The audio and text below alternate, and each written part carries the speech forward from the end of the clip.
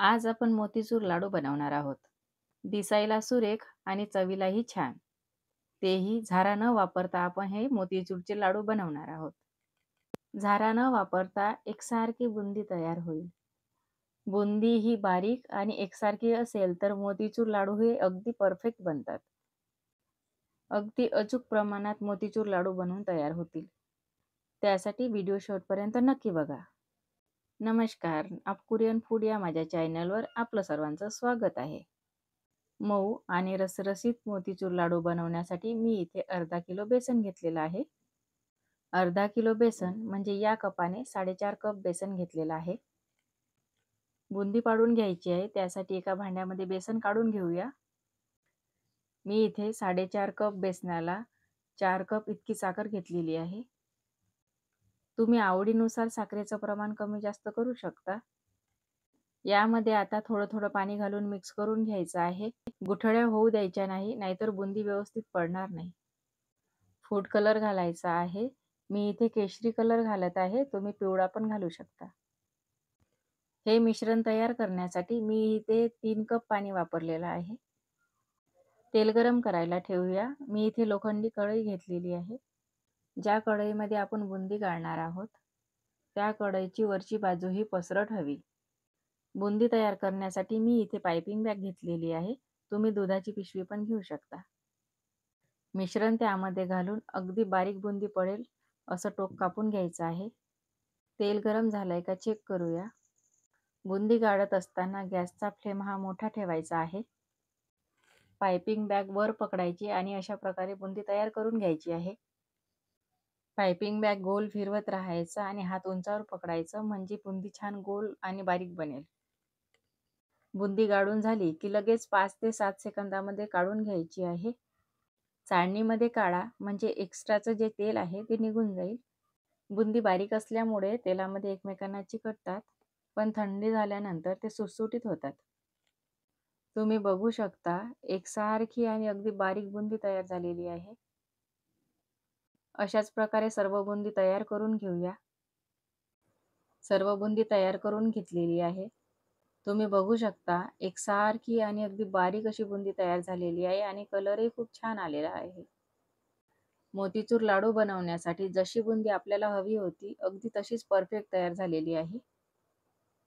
पाक तयार करून घेऊया.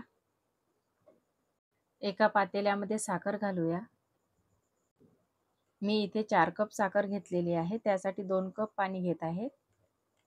पाण्याचं प्रमाण जर जास्त घेतलं तर पाक पटकन तयार होत नाही, वेळ लागतो. चमच्याने एकसारखं हलवत राहायचं आहे, त्याने पाक लवकर तयार होतो आणि साखरही तळाला चिकटत नाही. पाकाला तार येईल असा पाक आपल्याला तयार करायचा नाही. व्हिडिओमध्ये जसा दिसत आहे तसा पाक तयार करून घ्यायचा आहे. पाक तयार झाला की त्यामध्ये फूड कलर घालूया.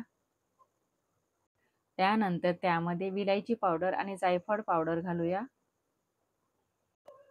5-6 विलायची आणि जायफळचा अगदी छोटा तुकडा घ्यायचा आहे. 2 चमचा साजूक तूप घालून मिक्स करून घ्यायचं आहे.